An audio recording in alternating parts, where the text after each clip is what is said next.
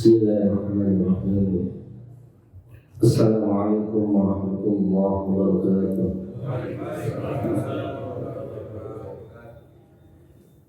Alhamdulillah wa kafa, wassalatu wassalamu ala rasulillahi mustafa wa ala alihi wa ashabihi wa mawalahu wa ba'd. Ma'asyiral muslimin, jamaah salat maghrib, hafizakumullah. Alhamdulillah, segala puji bagi Allah. Kita bersyukur atas segala nikmat yang diberikan kepada kita. Hari ini atau sore ini kita diberikan kemudahan oleh Allah Subhanahu wa taala untuk hadir di dalam masjid ini dalam rangka kita berupaya untuk menambah bekal bagi pertemuan kita nanti dengan Allah Subhanahu wa taala. Mudah-mudahan pertemuan kita nanti adalah sebagai pertemuan kajian kita pada sore hari ini. Insyaallah adalah kajian tematik yang berjudul Al-Intikhabat fi Mizan Syariah, Pilpres dalam timbangan syariah. Gimana Pak? Setuju nggak? Hah? Tema ini jelas sekalian kita angkat. Mudah-mudahan hari ini tidak ada lagi umat Islam yang mempermasalahkan tentang hukum Pilpres. Kalau kemarin-kemarin saya masih menemukan sebagian umat Islam itu masih belum menerima sistem pemilihan pemimpin melalui Pilpres, karena dianggap bukan nizam syariah dan lain sebagainya. Sebagian umat Islam menerima, tidak mempermasalahkan secara hukum syariahnya, tapi mereka apatis, masa bodoh dengan Pilpres, nggak mau tahu tentang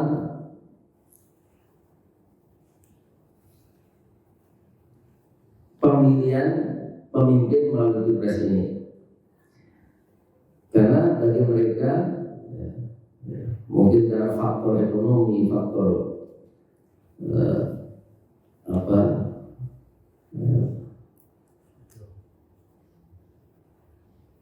yang selama ini mereka merasa bahwa siapapun yang jadi pemimpin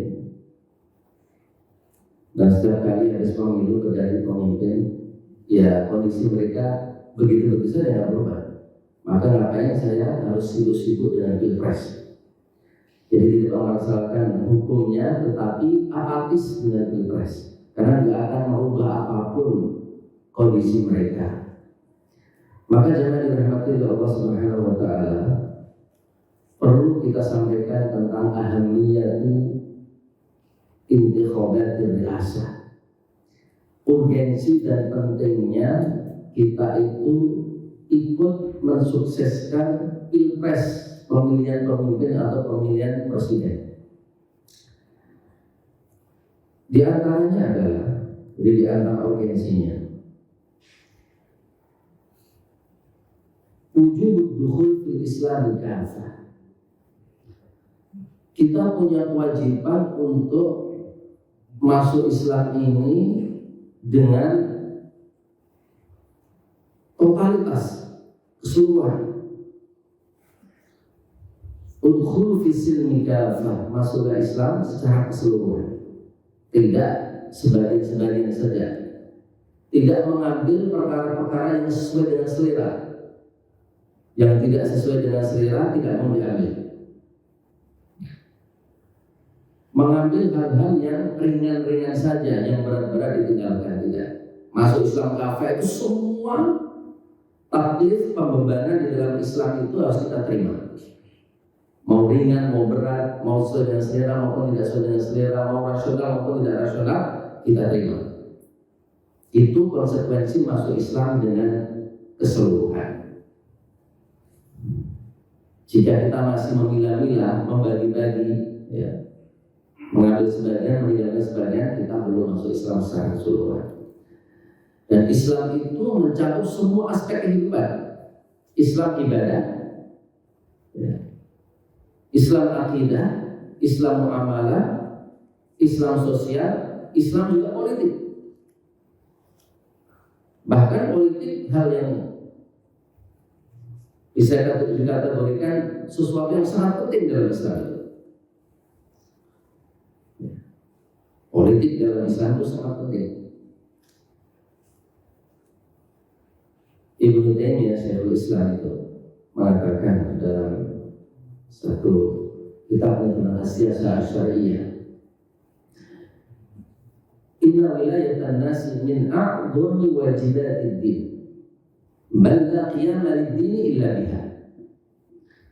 Sesungguhnya kekuasaan untuk mengatur umat manusia itu adalah, jadi kekuasaan politik untuk mengatur umat manusia itu adalah min a'dhami wajibatid din, kewajiban agama yang termasuk kewajiban agama yang tertinggi,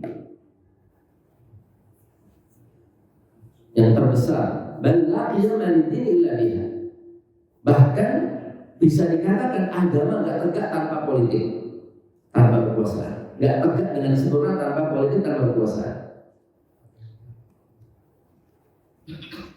Kenapa? Di antaranya adalah karena la yatimu tatbiqul ahkami illa bisultan. Nggak mungkin penerapan hukum Islam secara kafah menyeluruh tanpa ada kekuasaan.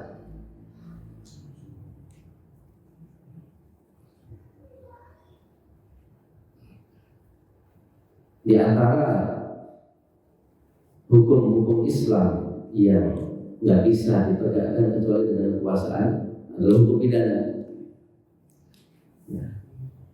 Hukum pidana.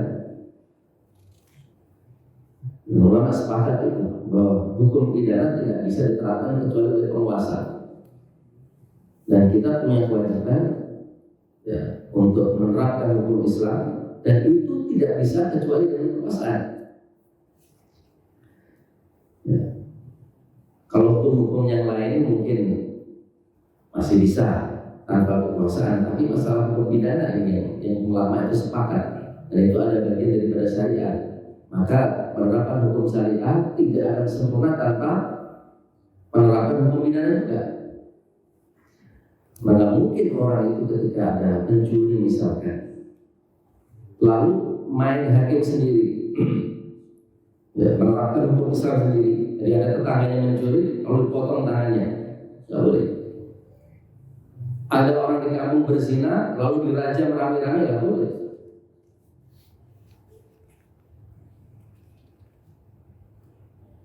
Harus penguasa. Makanya di negeri kita nggak boleh orang menerapkan hukum yang tidak diterapkan oleh pemerintah, nggak boleh. Dan itu adalah kesepakatan para ulama, dan penerapannya tanpa kekuasaan itu justru akan menimbulkan kekacauan dan fitnah yang lebih besar.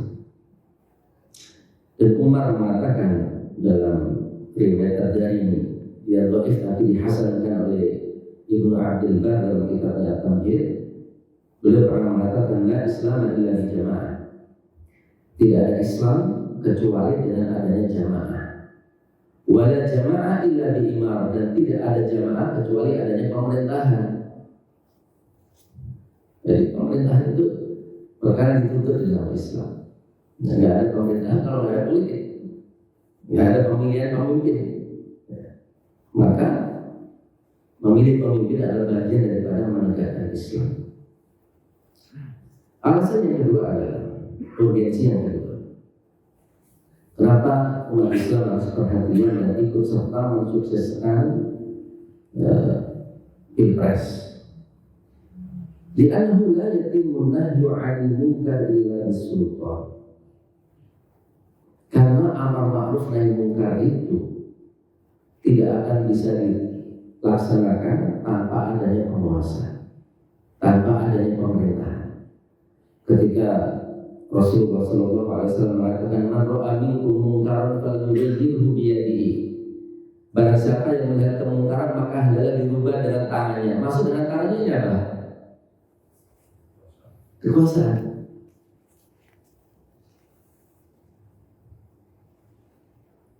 Dan merubah kemungkaran tidak cukup hanya qala Allah qala Rasul. Ada sebagian kemungkaran yang tidak cukup hanya qala Allah qala Rasul, harus dengan kekuasaan, harus dengan eksekusi penguasa. Dan ingkar mungkar yang paling efektif adalah dilakukan oleh penguasa.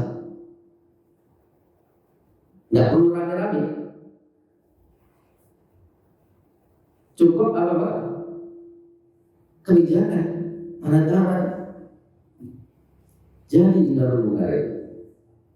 Kayak dulu ada kisah atau cerita yang seringkali diulang-ulang oleh banyak tokoh tentang dulu di Jakarta ada tempat prostitusi yang katanya nggak ada yang berani menutup gitu. Siapapun nggak berani menutup, karena yang datang bukan orang sembarangan ke situ. Ya. Tapi begitu ganti pimpinan, nggak lama tutup Pak. Betapa efektifnya kekuasaan itu untuk melakukan ingkar mungkar. Ya. Inna Allah kata Utsman la yaz'u bis sultan ma la yaz'u bil Quran. Sungguhnya Allah itu mencegah hal-hal, termasuk diantaranya adalah hal-hal yang diingkari, itu dengan kekuasaan sesuatu yang tidak bisa dilakukan dengan hanya Al-Quran.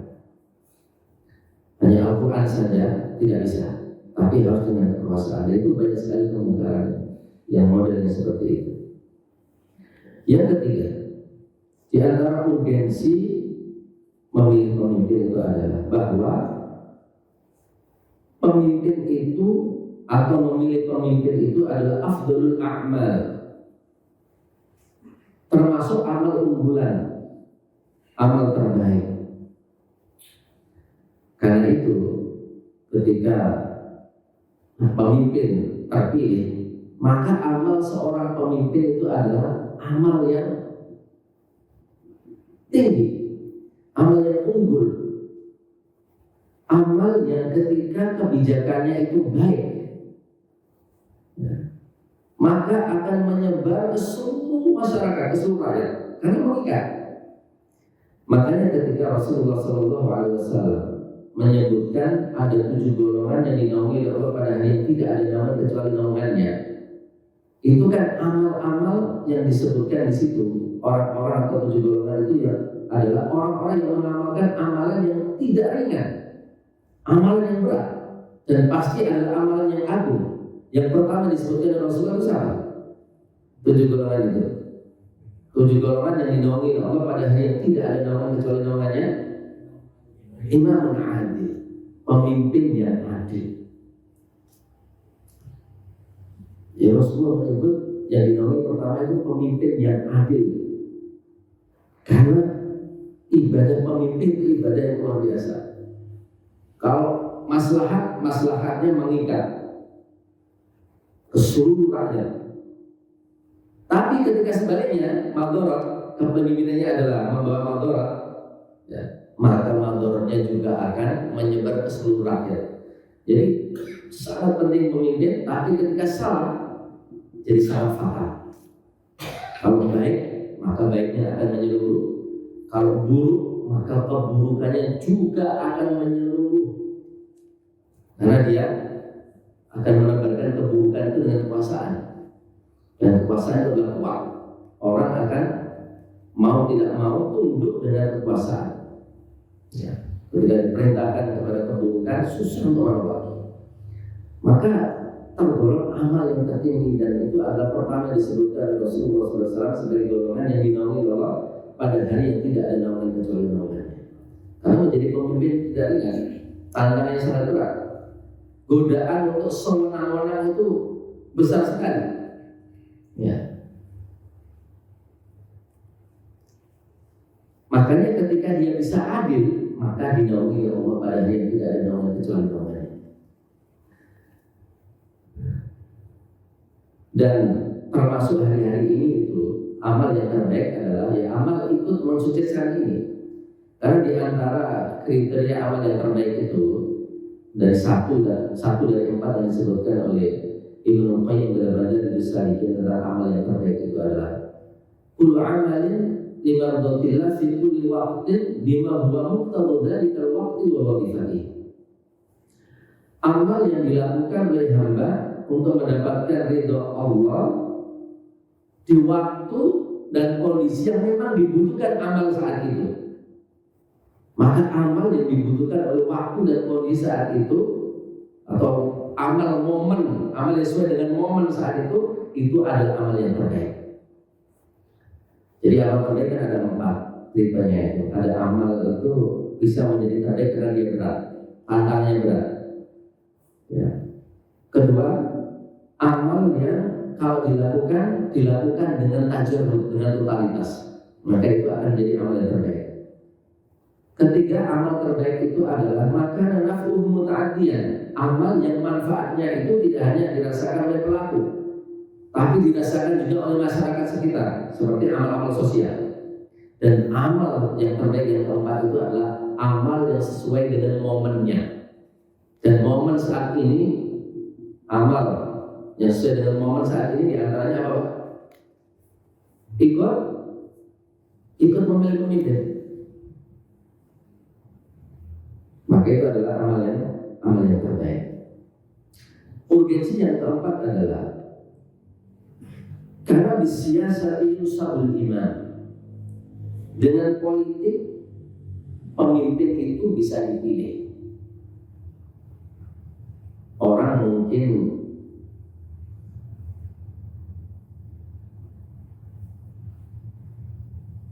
mewajibkan agar umat Islam memilih pemimpin, tapi terkadang tidak mau berpolitik sebagian orang. Padahal untuk memilih pemimpin harus berpolitik. Nah, tidak bisa ngambil sebagian-sebagian.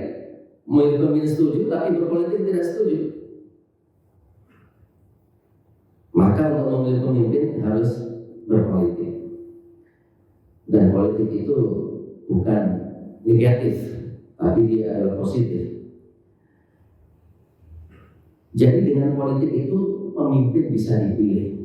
Di negeri kita itu kalau nggak ada partai politik ya nggak bisa memilih pemimpin, nggak bisa ikut serta dalam memilih pemimpin, harus lewat partai politik. Dalam hadis diriwayatkan dari Daud, Rasul mengatakan tentang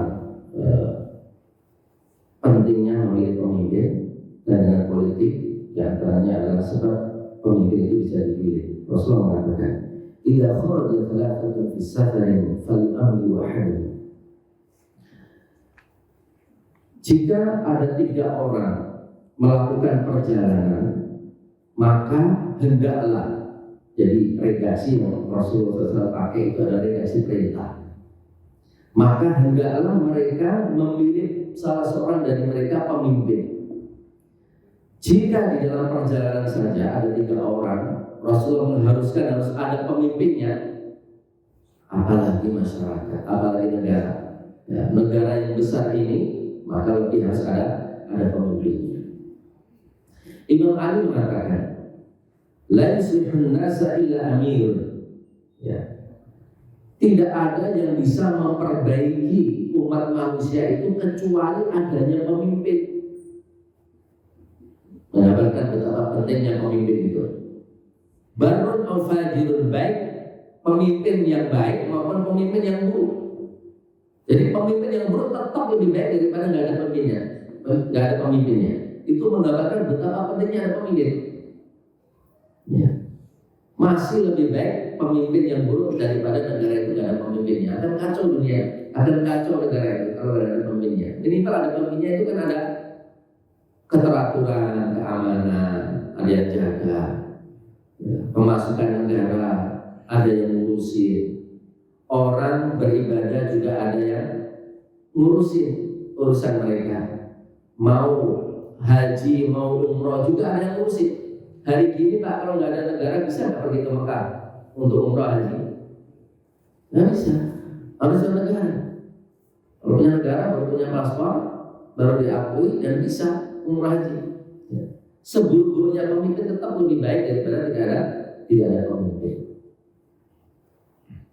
Maka pemimpin itu adalah penting, apalagi pemimpin yang baik lebih penting lagi. Nah, apa sih sebenarnya hukum memilih pemimpin itu dalam bentuk pilpres seperti ini? Nah, sebagai umat Islam mempermasalahkan sistem pemilihan presiden secara langsung ini, tidak melalui ahli wal aqdi atau tidak melalui majelis syura. Karena yang difahami bahwa sistem pemilihan pemimpin dalam Islam itu melalui majelis syura, perwakilan, bukan pemilihan langsung. Itu yang terjadi menurut mereka dalam pemilihan khulafaur rasyidin, kemudian khilafah yang lainnya. Ada dua pendapat di antara para ulama tentang hukum sistem pemilihan pemimpin secara langsung. Ada yang mengatakan boleh, ada yang mengatakan tidak boleh. Yang mengatakan boleh di antara dalilnya adalah orang mencoblos, setiap masyarakat punya hak untuk mencoblos. Mencoblos itu adalah bentuk ungkapan orang itu ridho dengan pemimpin yang dia pilih. Nah, jika baiat yang menjadi sistem pemilihan yang syar'i itu, pemilihan dalam majelis syura itu kan rata-rata adalah dengan baiat, seperti khulafaur rasyidin juga dengan baiat. Baiat itu kan ungkapan wakil umat Islam ridho dengan pemimpin yang dipilih. Maka seperti itu pula nyoblos, itu juga ungkapan rakyat ridho dengan pemimpin yang dia pilih. Jadi sama-sama ungkapan ridho, ungkapan dia setuju dengan pemimpin yang dia pilih. Dari sisi ini tidak ada bedanya. Ini bagi yang mengatakan boleh. Dan yang lain adalah beberapa kejadian di zaman Rasulullah SAW ketika Rasulullah SAW meminta misalkan penduduk Madinah untuk memilih 12 orang. Rasul berpesan kepada orang yang berbaikat dengan baiat Aqabah itu, pilihlah 12 orang dari kalian untuk menjadi pemimpin, wakil. Rasul ketika meminta mereka memilih pemimpin 12 itu tidak menentukan tata cara memilihnya. Apakah harus dengan ahli wal aqdi majelis syura, apakah pemilihan langsung, tidak dilakukan Rasulullah. Seandainya cara memilih itu harus tertentu caranya, pasti Rasulullah SAW mengajarkan itu. Tapi Rasulullah tidak meminta mereka. Lalu terpilih 12 orang dari Madinah. Itu menunjukkan bahwa pemilihan tata cara pemilihan itu bebas. Yang mau langsung masing-masing warga bisa memilih, punya hak untuk memilih, atau lewat perwakilan. Dan yang ketiga adalah kalau kita kaji sejarah pemilihan khulafaur rasyidin yang dijadikan dalil bahwa pemilihan pemimpin itu harus melalui al-hil wal aqdi atau majelis syura. Ternyata kalau kita cek secara teliti, pemilihan khulafaur rasyidin itu tata caranya beda-beda, nggak sama, nggak semuanya pakai al-hil wal aqdi, nggak semuanya pakai majelis syura. Pemilihan Abu Bakar majelis syura, ada beberapa sahabat dipilih duduk di majelis syura untuk memilih Abu Bakar. Tapi pemilihan Umar bagaimana? Yang paling terkenal dari cara pemilihan Umar itu dipilih majelis syura apa ditentukan oleh Abu Bakar? Ditentukan Abu Bakar. Sebelum Abu Bakar wafat, Abu Bakar sudah menentukan penggantinya adalah Umar. Makanya pemilihan Umar itu ada istikhlaf Abu Bakar. Abu Bakar sudah minta duluan untuk yang menjadi pengganti dia adalah Umar. Lalu kemudian dikukuhkan oleh majelis syura. Jadi majelis syura sekedar formalitas, karena sebenarnya sudah ditentukan oleh Abu Bakar. Jadi beda. Jadi klaim bahwa pemilihan itu harus sesuai dengan pemilihan khulafaur rasyidin dengan cara baiat majelis syura, ternyata tidak sesuai dengan pemilihan Umar. Kemudian pemilihan Utsman majelis syura. Tapi ketika Ali Ali dipilih majelis syuro itu nggak terima, nggak puas dia nggak puas. Begitu dikasih info sudah di backup atau begitu dia sudah di backup dengan majelis syuro, dia nggak mau terima. Saya nggak mau terima atau nggak puas dengan pemilihan atau backup ini sebelum saya di backup oleh jamaah, sehingga dia keluar ke masjid di hadapan kaum muslimin minta persetujuan mereka, lalu mereka membayar Ali. Jadi apa bedanya Ali minta dipilih oleh jamaah semuanya dengan pilpres yang dipilih oleh seluruh rakyat, masing-masing orang punya hak pilih? Tidak ada bedanya. Dan ini juga menjadi dalil voting. Dalil voting itu diantaranya adalah pakai cara pemilihan Ali. Bahkan di Arab Saudi sendiri yang bisa dikatakan paling ketat di dalam menerapkan sunnah, termasuk tata cara pemerintahan, menerapkan juga voting dalam pemilihan baladiyah itu semacam kecamatan itu pemilihannya pakai voting, pakai seperti pilpres, pemilihan langsung dipilih oleh warga. Itu di Arab Saudi. Jadi pemilihan khulafaur rasyidin itu beda-beda. Itu membuktikan bahwa cara memilih pemimpin itu tidak harus majelis syuro. Kemudian dalil yang lain adalah kias terhadap pemilihan ahlul hilli wal aqdi. Ahlul hilli wal aqdi itu adalah majelis syuro. Jika ahlul hilli wal aqdi itu dipilih oleh mayoritas masyarakat, apa bedanya pemimpin langsung dipilih oleh mayoritas masyarakat? Munculnya ahlul hilli wal aqdi majelis syuro itu dari mana? Kalau bukan dipilih oleh masyarakat dulu, masing-masing kelompok memilih pemimpinnya atau wakilnya untuk mewakili di majelis untuk memilih pemimpin. Dipilih oleh jamaahnya. Lah apa bedanya jika jamaahnya atau masyarakatnya langsung memilih pemimpinnya? Gak perlu pakai majelis syuro, gak ada bedanya. Maka dikiaskan.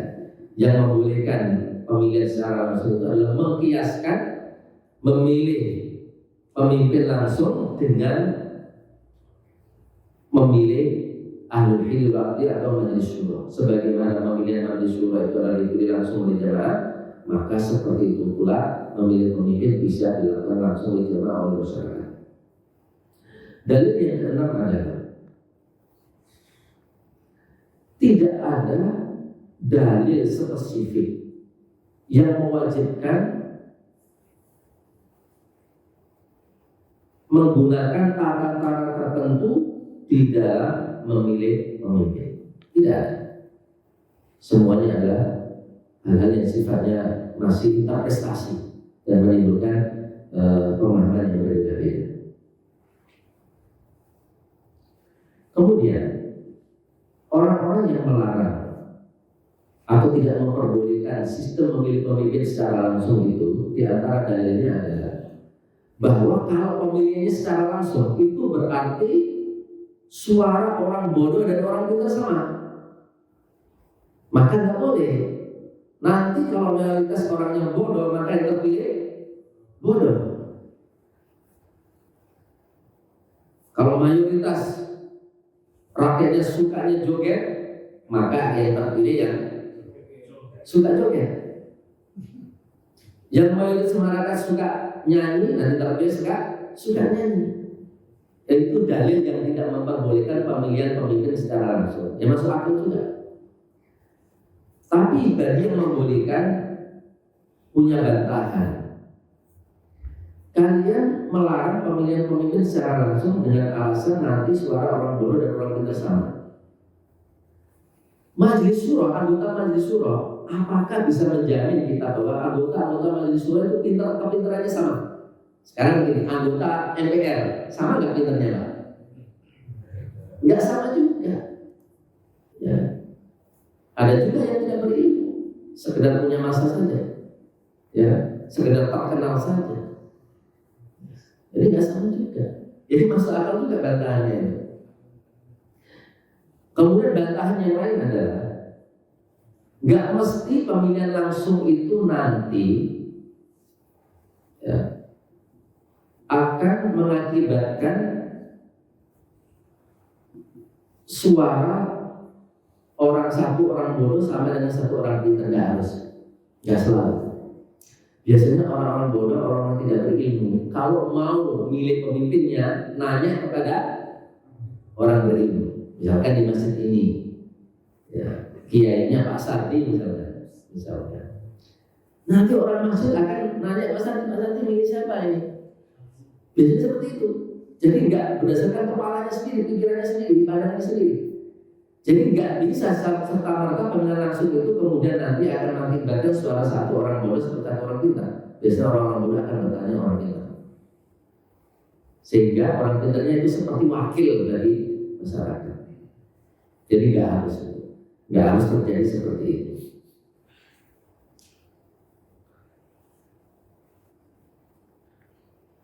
Kemudian jangan dirahmati Allah Subhanahu wa taala.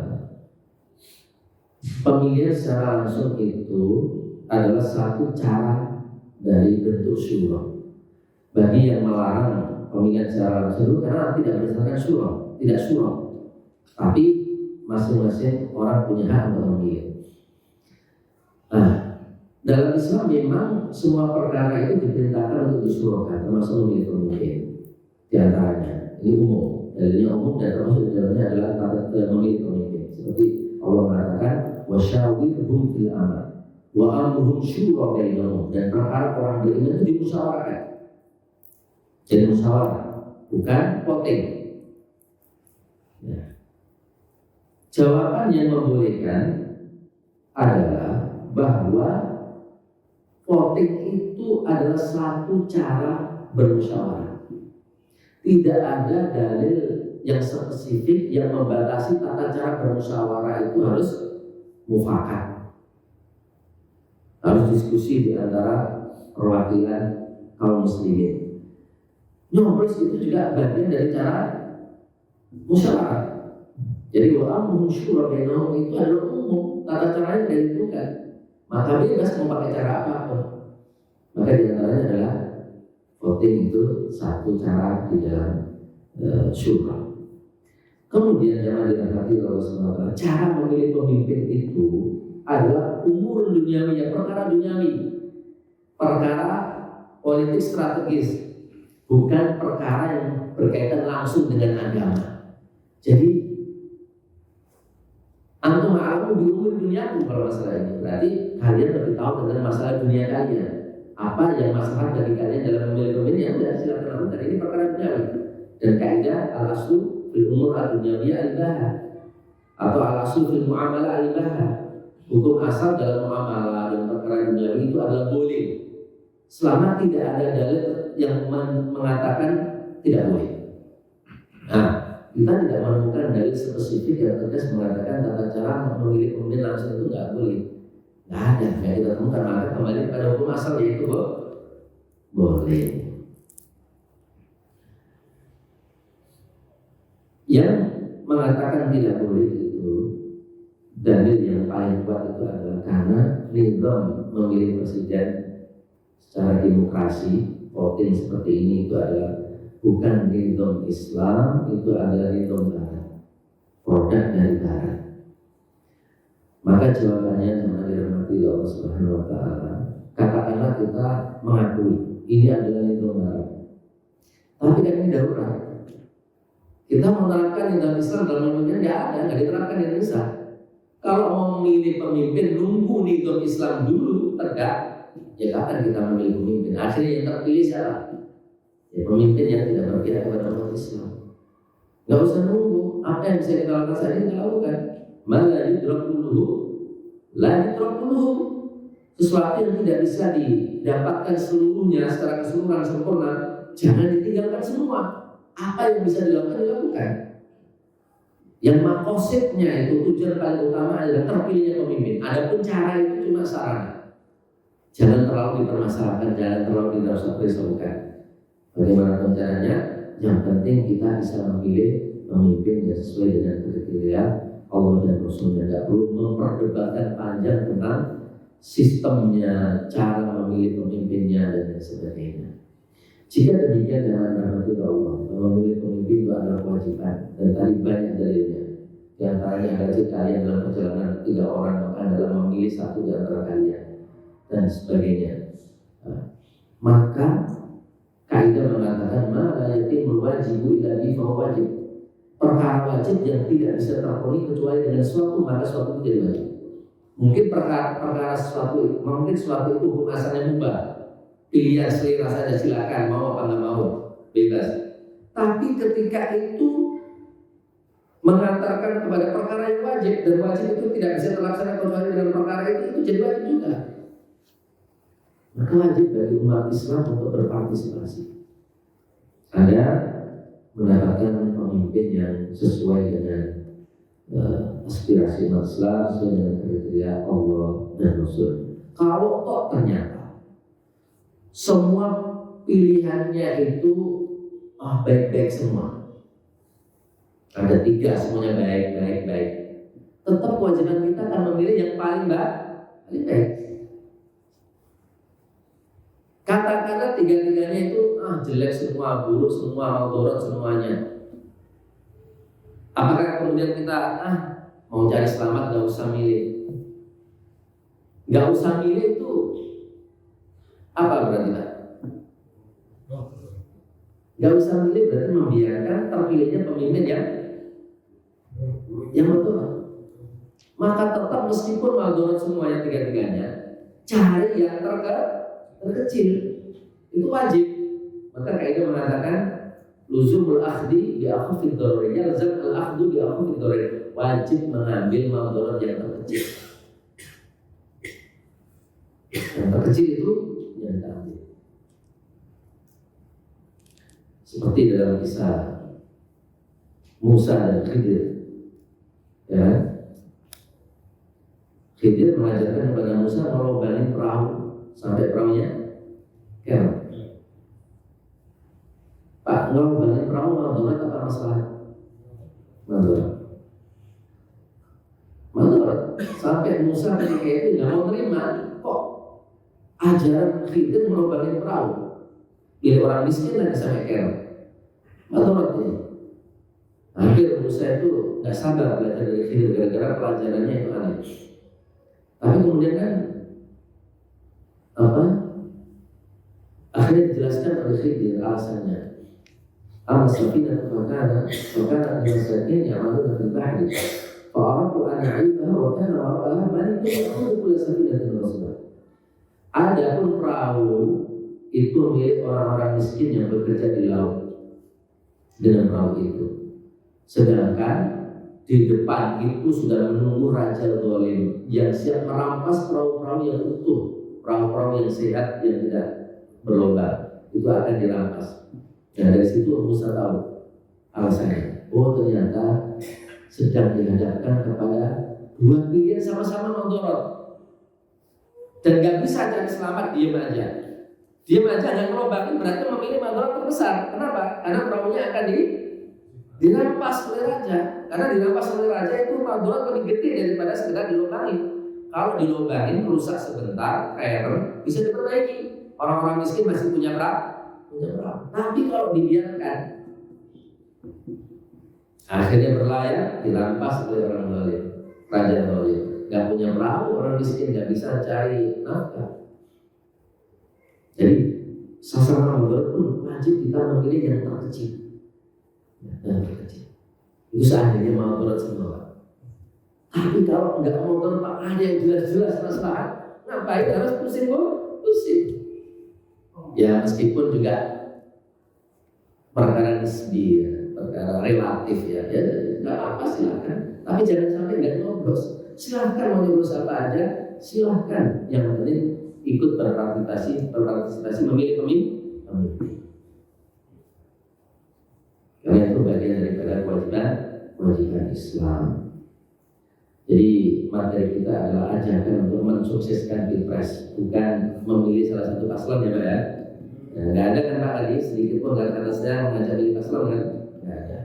Jadi yang penting jamaah masyarakat ikut berpartisipasi.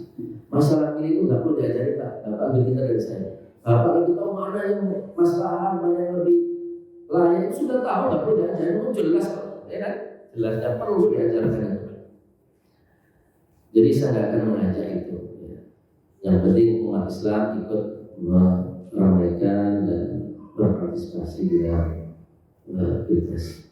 Itu saya teman sekalian yang saya sampaikan. Kalau ada yang ingin ditambahkan, diskusikan silakan. Silakan Pak. Tambahan atau apa? Masih berapa ya? 2 menit.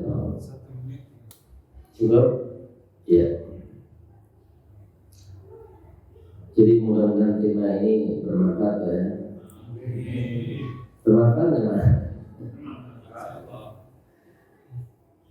Jadi kajian rutin bingung mulainya. Hadis sudah ada yang menyampaikan, fikih sudah ada yang menyampaikan, kemudian sirah sudah ada yang menyampaikan, akhlak sudah ada yang menyampaikan. Apa? Jadi tematik dulu hari ini. Nanti sambil cari kitab apa yang cocok. Kita tutup dengan doa kafaratul majlis. Subhanallah wa bihamdika asyhadu an la ilaha illa anta astaghfiruka wa atubu ilaik. Assalamualaikum warahmatullahi wabarakatuh.